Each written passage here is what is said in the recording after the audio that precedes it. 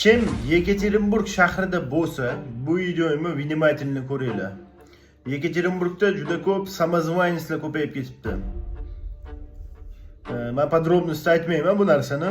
Bu videoni oxirigacha ko'rsanglar, bittadan like bosib qo'ysanglar xursand bo'laman. Tushunib olasizlar. Xullas, oddiy bolalarni, работяга bolalarni naizhat qilib, gruzit qilib, qo'rqitib, biz ko'chamiz, biz palonchimiz, pistonchimiz, kerak bo'lsa ismi familiyasi tayin davlatga ayon insonlar shunaqa ishlar bilan shug'ullanayotgan ekan. Hurmatli Yekaterinburgdagi vatandoshlar, kimda kim shunaqa biz o'zidan ko'cha yasab olgan, ko'cha bo'lib olgan, sizlarga bespredel qilib, ugrajat qilib yokida moliylarni talon-taroj qilayotgan bo'lsa, men iltimos qilardim sizlardan menga lichni ma'lumot berishinglarni. Isminglar hammanglarni sir tutiladi.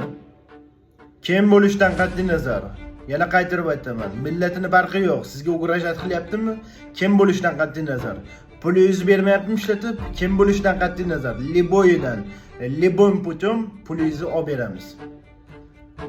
Yana qaytarib aytaman, sizning mashinangizga, molingizga, mulkingizga, shaxsingizga hujum qilib, sha'ningizga tegayotgan bo'lsa, yana qaytarib aytaman, davlat ishchisimi, davlat xodimlarimi, ko'chami, boshqami, liboyi mana.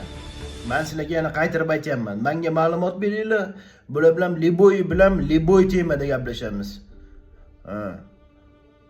Hurmatli vatandoshlar, ayollar, особенно sizlarni shaxsiyatinglarga, nomusinglarga tegayotgan ayrim pitusharalar haqqinglarni himoya qilmayotgan bo'lsa, men yana qaytarib aytaman. Bu videoni saqlab qo'yinglar.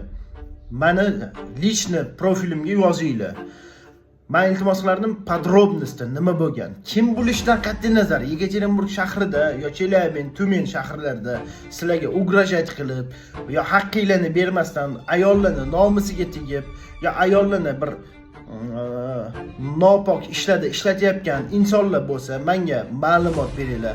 Ayrim qo'shtirnoq ichida narkotikka o'tkazib qo'yib ishlatayotgan bo'lsa, iltimos qilardim, menga chiqinglar, biz sizga yordam beramiz. Halol ish bilan ta'mirlab qo'yamiz. Halol yo'lga ko'rsatib qo'yamiz. Sizlarga ugrajat qilgan insonlarni biz nakazat qilamiz qonun doirasida.